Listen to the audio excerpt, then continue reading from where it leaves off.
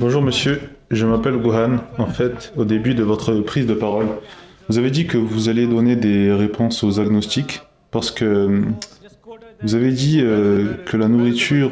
D'où parle notre frère? De l'extérieur? Quel est ton nom? Gohan, Gohan, Pardon? Gohan, Gohan. Oui, frère Gohan. En fait, au début de votre conférence, vous avez dit que vous allez donner des réponses... en fait, il y a une personne qui vivait il y a 2500 ans, qui avait des disciples, et n'a jamais donné son avis lorsque ses disciples le questionnaient à propos de Dieu. Donc, pouvez-vous, s'il vous plaît, nous expliquer comment un agnostique devrait croire en Dieu?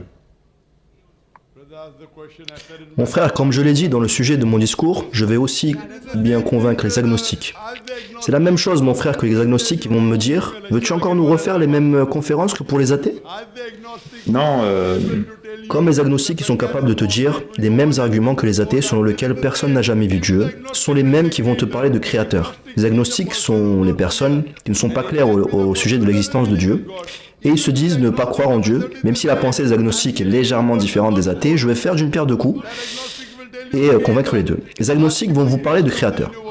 Posez-leur la question sur la création de l'univers, comment l'univers a vu le jour, à propos de la forme de la Terre, à propos de la lumière de la Lune, à propos de la rotation de la Terre, etc., etc. Je peux te donner la conférence complète, mon frère. De la même manière, c'est la même méthodologie qui convaincra aussi bien les athées que les agnostiques. J'espère avoir répondu à la question. c'est d'accord. J'irai voir les précédentes conférences, merci. En fait, excusez-moi, mais je voulais poser une seconde question qui me vient à l'esprit. En fait, si je crois au bouddhisme, en fait, Bouddha nous demande de suivre le Dhamma et il n'a jamais dit de croire aux vies antérieures. Il n'a jamais dit qu'il y aurait une vie dans l'au-delà et il n'a jamais répondu lorsque l'un de ses disciples lui demandait si un Dieu existait, il ne répondait simplement pas. Excusez-moi, mais quelle est votre dernière phrase, mon frère? À chaque fois qu'un disciple de Bouddha lui demandait que penses-tu de Dieu, il gardait le silence. Oui, tu ne te prononces pas, tu es agnostique. Oui, aussi quand il y avait une question à propos de la vie après la mort, il répondait qu'il n'avait pas à s'en faire pour cela, et qu'il devait simplement vivre en paix, faire de bonnes actions et suivre le Dhamma. Dans l'hindouisme, on prononce Dhamma et dans le bouddhisme, on dit Dhamma. Et bien sûr, les bonnes actions... Quelle est la question, mon frère? Si je crois en cela, pourquoi je devrais me soucier du paradis et de l'enfer? Mais quelle est la question? Je ne comprends pas la question. Bouddha a demandé de suivre le Dhamma, voilà ce que j'ai compris, mais quelle est la question? Il n'a jamais parlé de la vie après la mort, il n'a jamais parlé du paradis. Oui, il est resté silencieux. Oui, oui, Mais quelle est la question? oui, si je crois en cela et que je suis une bonne personne dans cette vie et que je suis le Dhamma, alors je pense que je n'ai pas à me soucier si je dois aller au paradis ou en enfer. Donc je peux juste vivre en paix avec les gens et... Mon frère, si tu ne crois pas à la vie après la mort, je vais te poser une question. Hitler a gazé 6 millions de juifs, correct? Oui, Imagine, il arrive et dit « Oui, j'ai vécu une vie paisible, ikhlas ». Penses-tu que Dieu est juste? 6 millions de juifs gazés. oui. Est-ce que tu penses qu'il devrait y avoir une justice pour lui? Ou non? Tu crois au fait que quelqu'un peut venir tuer 6 millions de personnes et s'en tirer comme ça? Non, clairement pas, non. La logique voudrait qu'il y ait une vie après la mort. Oui ou non? Il devait être puni. C'est logique. Tu peux consulter ma réponse sur la vie après la mort, dans laquelle je prouve scientifiquement et de manière logique l'existence de la vie après la mort. Donc mon frère, après avoir visionné cela, tu verras qu'on ne peut pas vivre dans cette vie et réussir à déterminer ce qui est bon ou mauvais. L'au-delà est donc incontestable et tu dois y croire. J'espère avoir répondu à la question. Pardon. Vous êtes donc en train d'expliquer, il y a 1400 ans... Je ne t'entends pas, mon frère. Peux-tu parler plus fort? Il y a 1400 ans, l'islam est arrivé. Les enseignements ont été propagés. Comme je l'ai dit avant, il y a 2500 ans, Bouddha était là et bien sûr dans l'Orient il y avait, vous savez, des faits historiques.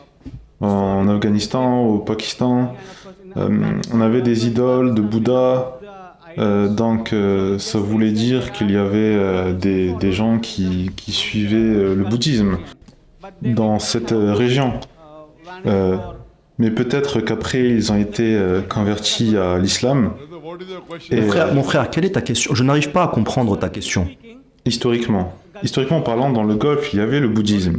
Pardon? Historiquement parlant, dans le Golfe, il y avait le bouddhisme. Oui? Après cela, les gens se sont convertis à l'islam. Ce que je pense, c'est que peut-être le Dhamma a été traduit.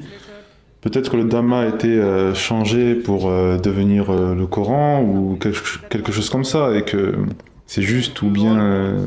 Mon frère, c'est un mensonge complet de dire que le Dhamma a été traduit ou modifié pour en faire le Coran, car le Coran est une révélation. J'ai déjà donné une conférence sur les faits scientifiques présents dans le Coran. Le Dhamma n'a aucun de ces faits scientifiques, mon frère.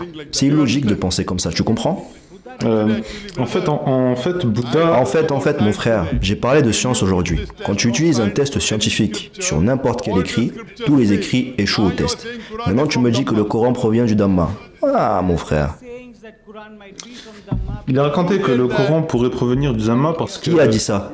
J'en ai entendu parler. Tu as entendu des mensonges, mon frère. Si n'importe qui te raconte quelque chose, tu vas le croire.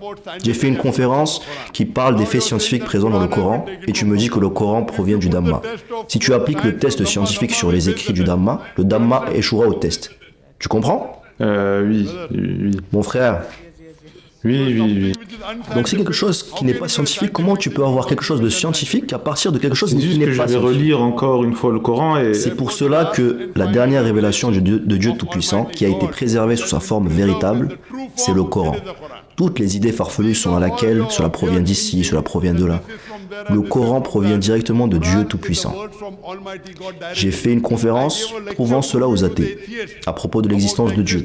Qui est l'auteur du Coran? Le Créateur, le Pourvoyeur, le Tout-Affectueux. Ce Créateur, ce Pourvoyeur, ce Tout-Affectueux, que l'on appelle Allah. Tu comprends, mon frère? Oui. Mon frère, crois-tu en un Dieu unique? Je ne pense pas, je ne suis pas encore prêt à croire en Dieu. Ok, je te demande de lire le Coran, la traduction, et je prie Dieu Tout-Puissant de te guider. Alhamdulillah wa Rabbil Alamin. Amin, merci.